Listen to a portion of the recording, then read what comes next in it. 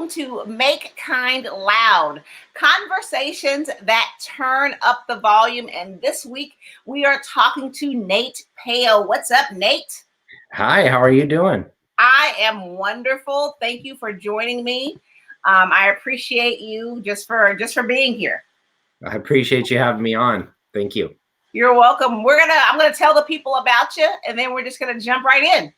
Sounds great. Nate stood on the sidelines and watched others succeed with consistent work and effort. He had a passion for doing great things, but found himself giving up when it got too hard and pulling back when he put himself out there. Nate realized, like so many others, what he was lacking was the confidence and consistency to reach his goals and dreams. As a result, his goals were not being fully realized and he was getting in his own way. Nate decided to stop holding himself back and get comfortable with being uncomfortable. That means trying new things, meeting new people, exploring new ideas, and just saying yes to more things. Nate's hope is that by sharing his journey, people don't aspire to make a living, they aspire to make a difference and find their calling so they can live their best life. Oh my goodness, that is so much to unpack. I love that. Well, appreciate it. I haven't heard it read out for a while, so I was like, wow, that's pretty exciting. That is exciting. I like that you said that you have to get comfortable with being uncomfortable. What does that mean to you? Like, there's kind of this thing, and from when I wrote that to where I've evolved to, is like, we're not comfortable with where we're at, right? Because we want to change. We want to push ourselves to be a better version of ourselves. But there's also this uncomfortable thing of putting yourself out there and becoming a better person and leaving that behind. So there's like this struggle, I think, an internal struggle sometimes of what are we more comfortable with? This slight uncomfortableness of a desire to be better, or this uncomfortableness we tell ourselves in our head that we're going to feel if we expand who we are and leave our old self behind. So for me, what that meant was, if something felt or resonated in my mind, like, hey, you need to go do this XYZ thing. You need to go have a conversation with the person. You need to put yourself on social media and give vulnerable posts. You need to do a podcast. You need to share your message with the world. If that felt like it would be, oh no, that's not for me, that's for somebody else to do, then I had to do it, because I had to prove to myself that you're doing something not because you're not good at it. You're not doing something because you're scared to do it. And so even if you're not good to do it, we still need to try, because we need to make sure that those limiting beliefs aren't what's holding us back. It's kind of like testing the waters of what's really the problem. Is it our message? Is our message not important and nobody cares about it? Or is it we're scared to share our message? So that was what it meant to me. I love that. And I think more often than not, it's the latter, that we're scared to share the message. Yeah, so often, because, we've lived our life, right? Like, I don't know if you feel this way, but like, you've experienced everything. It's kind of dull. It's kind of mundane. You're like, oh, no, it's not that exciting. But then when you talk to somebody else, you're like, oh, your experiences are so cool, and your take is so cool, and your vision is so cool. And you're like, well, why is my life not exciting? But it really is, because you forget, what you know, but other people don't. And so you can share your message, and somebody else is probably out there struggling with similar things that you did, or had a similar, set of circumstances, or resonates with your message because they like the way your voice, not like the sound of your voice sounds, but like who you are and how you share the message and inspire people. So if you don't put that out there, you're kind of just doing a disservice to the world, because you might make a difference in somebody's life. What if, because you held on to scared beliefs of sharing your message, telling your story, somebody else wasn't impacted, and then that person, could have had a major influence on the world and change things for the better. So to me, you got to get that voice out there. You got to overcome that limiting belief. And chances are, like you said, it's something you're telling yourself. and you'll get past it, and you'll move on to other things that scare you. But if you know that you can get past those, you just know, hey, it's just a hill we got to climb. It's tall, it's steep, it's not going to be easy, but I know that if we keep moving forward, we're going to get to the top. Yeah, you hit on something very key, that the value of sharing your experiences and your story might impact someone else to then go out and share theirs and do something great. But if you never share your portion, then you're robbing the other people of what could happen if they heard your story. Yes. Yeah. You never know who's watching. You never know who's Yeah. listening. And so often, I mean, there's even times in my life that somebody said something to me, and it still sticks in my head. I still remember it to this day. They have no idea that Right, that the exactly. guiding principle of my life that Yeah. they told me. Yeah. So you never know who's paying attention, who's listening, who's inspired. Yeah, and you'll never know what your legacy will be, No. because of those ripples, or because of the stuff that you put out into the world. You never know how that impacts other people, and then what they will do with that information. Just like you said, like some of the things that you've been told, you still use that, but those people don't even realize it because they were just sharing their story, which it was helpful for you. Yeah, exactly. I love it. I love it. I love it. So what made you, okay, you say that you were standing on the sidelines of your life. Was there a particular moment that happened where you were like, I'm no longer going to be standing on the sidelines of my life? Yes and no. Like, I think there was many moments, but there was a moment that was just like, enough is enough. Like, Yeah. we're doing it. So I've had a feeling, a calling, like an inner itch that said, you should be doing something more with your life. Like, you're going to make a bigger difference than what you're currently doing. And I never knew what it was, and I never knew how to figure it out. It just kind of felt like there's been a lot of circumstances in my life that could have been devastating, and I came through them okay because there was like something I was going to go do Right. and influence people, and I never knew what it was. But so I would create these businesses, and I thought, well, maybe it's I'm going to build a business, or maybe I'm going to create a company, or maybe I'm going to do something.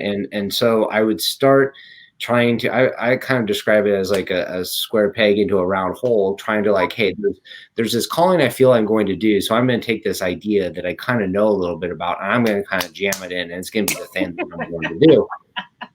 And I kind of look back at those experiences in life, and you say, okay, well, those ended up ultimately in failure, but they were still successes because I learned a ton.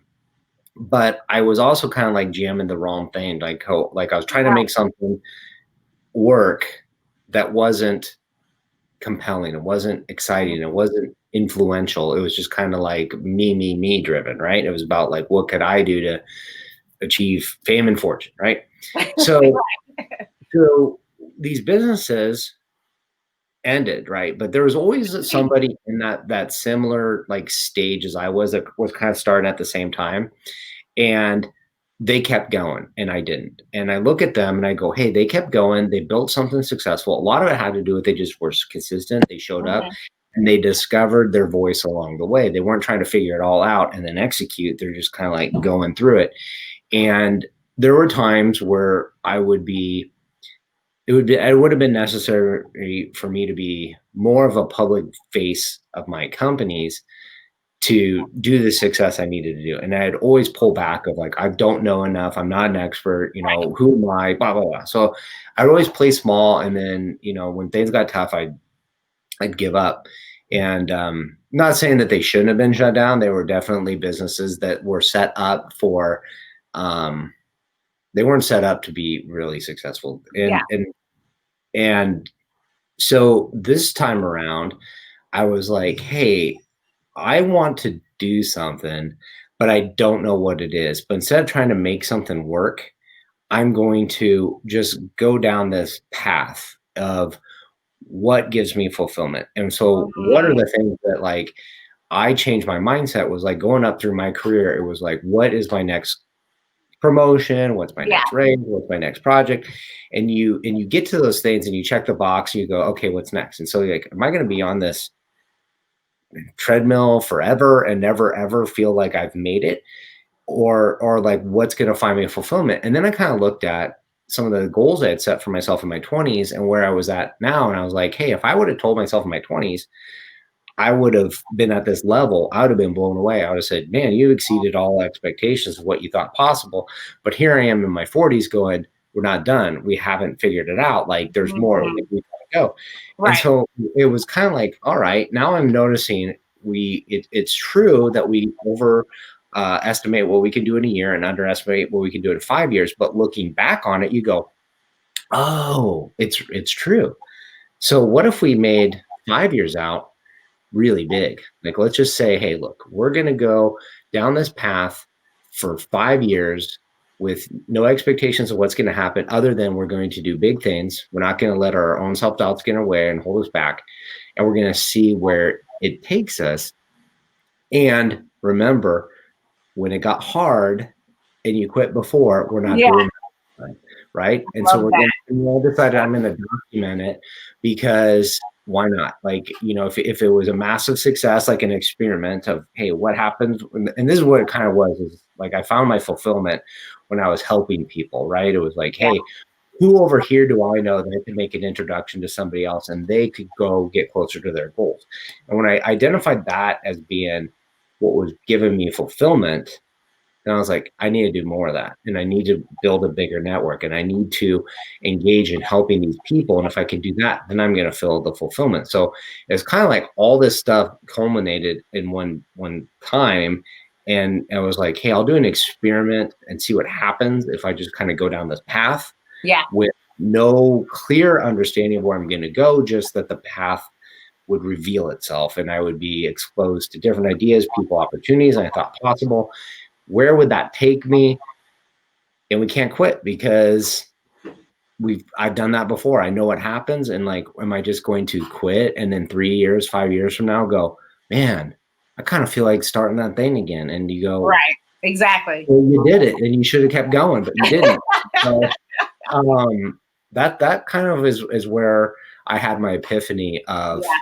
this is enough is enough. Is you've started and stopped too many times. Now you know that the answer is continuously growing, continuously evolving. So don't take the foot off the gas, because you're never really done until your life, is time is up. Yeah. So Yeah. Yeah. why take breaks? Why take distractions? Why take these paths that aren't taking you closer, even though you do still kind of learn from those things, but like we're done learning. Now it's time to share that knowledge. I love that. And I love the fact that you're like, the path will reveal itself. And then also reminding yourself that previously, when things got hard, you would stop. And we're not going to do that anymore because you can do the hard things. Yes, exactly. Yeah, you can go, you can do it, but you have to keep going and not quit on yourself, basically.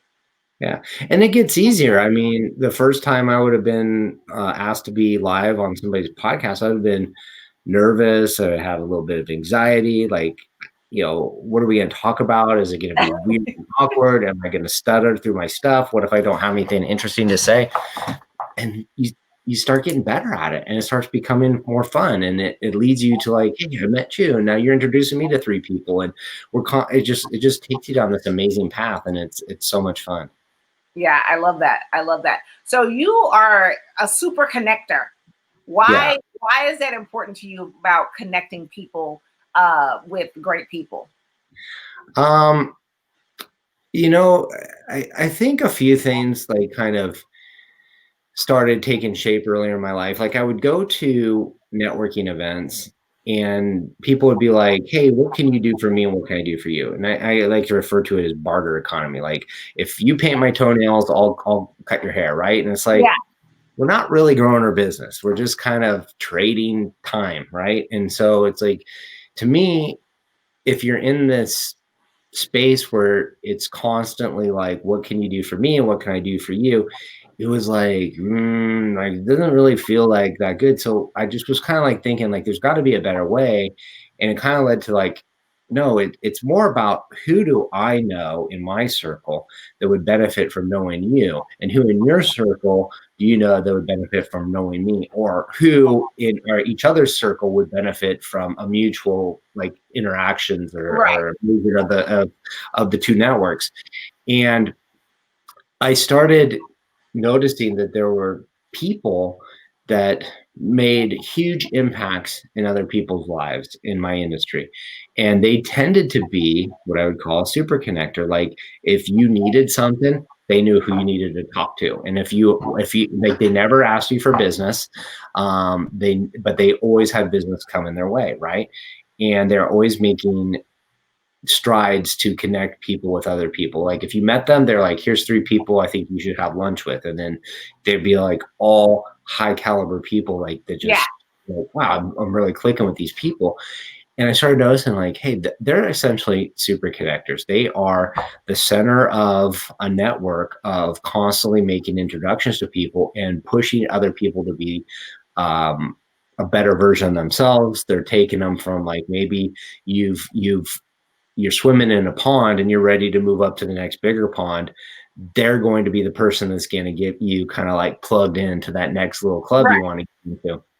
And so I was like, how could I be doing this? And it's really about who do I know that I could introduce people to? And so you start you start building a network. And for me, I was like, hey, your bigger your network is, the more tools you have to solve other people's problems. And if you have more tools to solve problems, you become more valuable, either financially or emotionally, or just like a good person to have around.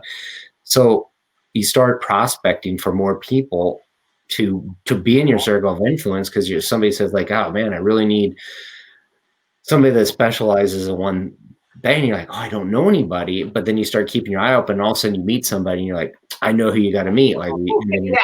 connection. So you start doing that, and all of a sudden, like amazing people start coming into your life, and you're able to pass them on and introduce them to other people.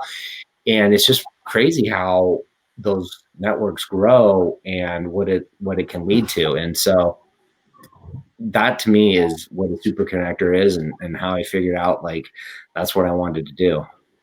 I love that. It sounds like that you're very intentional with the people that you connect with, not just connecting with everybody, but you're very intentional with those people. I try to be intentional of like a reason of what are they up to, and who do they need to know, right? Yeah. But at the same time, you can't be you can't prejudge anybody. And we tend to do this is you look at somebody on paper and you say, oh, you're in another city, you're in an industry that doesn't mix with us. There's probably no reason to really have a conversation. Like at face value, it doesn't look like there's anything. So you go, I'm not going to take that meeting, right? But what if your ideal client was that person's sister was the nanny for that family? What Right. if? Yeah. Yeah. And Yeah. that Yeah. could be an insight to the top, right? Or they're also super connected to a whole bunch of other people, or they could open doors for you, or they can introduce you to other people. So for me, when I started being open-minded about trying to like at least not be wasteful of everybody's time, but be intentional enough, like, hey, let's be open-minded, see where it can go. And if people are up for working together and sharing connections, it tends to be very beneficial. And I've also noticed this. A friend of mine, Jen Radis, I'm gonna call her Jen Rads because I can never get her last name right. He's like, don't pre-qualify who you introduce somebody to, because like I'll be like, hey, I'll meet with anybody because I know that there's the power of you never know, but I won't introduce anybody sometimes because I'll be like, maybe there's not a reason for these two to meet, even though they're like both really exciting, they're really Yeah. fun, very Yeah. connected. And she's like, you can't make that decision. Like that's their decision to make if it's beneficial for them to have a connection or not. And you're like, you're right. So now I try to, if somebody's just like, hey, you're just really awesome and this person's really awesome, let's just introduce each other, Yeah, because because you're two really awesome people. yeah, they don't have to be able to do business together, or they're in each other's, circle of what they're looking to get connected to. So that to me is a pretty powerful thing, is not, but you have to also, hang out. It helps to hang out in places where you're going to have like-minded connections. Like sometimes we go to groups and we're like, this is dead, right? This is not my people. This is not in alignment with anything here. Right, Like right. we don't, like, once you kind of realize that like something's not working for you, you're not in alignment with it, then it's move on to someplace you are. But if you're in an alignment place and things are pretty happening for you there, be open-minded to who you meet with, because a lot of times you learn the most from people with way different backgrounds than you and different experiences, and can Totally agree introduce with that. Yeah. them that you had no idea possible too. And yeah, It's about having those conversations too and being open, like you just said, or like your friend Jen said, don't pre-qualify them. Like you just, being open to having conversations with different people with different backgrounds, because that's how you learn and grow. exactly. Exactly. Yeah. I mean, if everyone is the same around you, Yeah. then you're You not start really. getting you start getting homogenous thinking, and Yeah. you're not innovating new thoughts, and you're not having, it's like if you drive to work the same way every day and you eat the same food every day, and it's just like, hey, there's a lot of world out there. There's a lot of different tastes. Like, mix it up. Mix it. I love that. Mix it up. Exactly. It's like don't stay on this treadmill that you mentioned earlier. This treadmill of life. There's go off on a different path and see what's out there.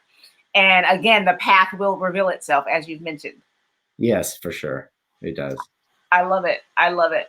So what's your big goal? Like we've talked about in 5 years having this big plan. So I know that you just had a huge life altering thing that happened for you. So what's the big goal now? Yeah. I've had a few life alter. I mean, granted, everybody's going through 2020, Yeah. hanging on for the ride. But we had a baby. We welcomed a baby into the world in July. Congratulations. Yeah, thank you. I started full time my own business, doing consulting and doing some sales training, specifically to people in the building industry. So those are like initial goals to like get them off the ground and to bring in, an income, build a lifestyle. But for me, I think my 5-year goal is really, I want to create a life on my terms that allows me to do the things I want to do and work on the projects I want to work on, the projects, and to ultimately influence 2 million people positively. And so I know that sounds like a big number, but I don't think it's as big as you think it's going to be, because if you share your message and you're going to influence some people a little and some people a lot, and that's going to trickle down to some people. But the big thing is like, what if you had this intention of just, we're going to do a lot of good in the world.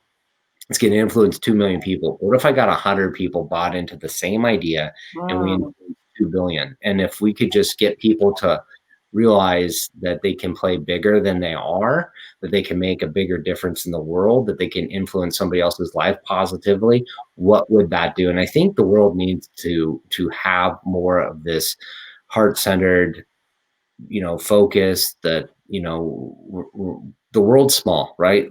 yeah. With COVID, we're on Zoom calls regularly all the Right. time. Exactly. Connected to people in Australia, to Russia, to the UK, like Africa, like South America, like you be talking to anybody across the world. So the world is so much smaller now to relate and to get to know somebody. And it's always like, once we know somebody as an individual, it's hard to um, think of them as a group anymore. And I think it brings down the barriers of hatred and stuff like that. So for me, I think it's all about trying to get everybody to level up a little bit with kindness and building heart-centric relationships. I love that. And I love that your goal is to reach that many people because, like you said, it may seem big, but it's not really that big if you do it one person at a time. Yeah, it's not. It's like if I influence like two or three people, this week, and they influence two or three people this week, and that kind of carries on. I mean, I wouldn't take it down and be like, 10 levels down, I'm making the world a different place because I talked to some. But it's like it adds up, and if you can influence a few thousand people over the course of a year, what's that look like over the course of 20 years? And what if one person is steered in the right direction and they cure cancer and they're influencing billions of people's lives, right? Because Exactly. they've done something. So it's very powerful what influence you could have if you're intentional and you're thinking about it, like not just kind of letting life happen, but making it happen for you. Yeah, I agree. And also that you're going to make an impact one way or the other. Like you're going to either make a positive or a negative impact, Yeah, regardless. And so just be intentional with the kind of impact that you want to make on this world and within the people in your circle and then the people in their circle. But you have a choice every day of how you decide to show up and what kind of light you're going to bring to the situation or not, because yeah, there's always the flip side of the coin as well. yeah. And I heard that recently, and it was kind of like the first time I heard this was like, because you exist, you're making a difference, right? Yeah, Like once you were born into this world, you have had interactions with people, right? And so you have made an influence on how they behave after they influenced you or after you had an interaction with them. So, try to treat everybody like, hey, can I leave them in a better place than when I met them? And if you do that enough times, it's going to add up. But it was just kind of a crazy thought that, like, yeah, you're right. Like sometimes we think we don't make a difference, like, but you do because you existed.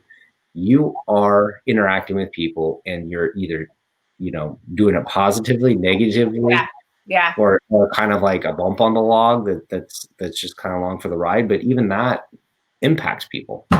Yeah, and I love that. I love that. Just because you exist, you have an impact, and that is so true.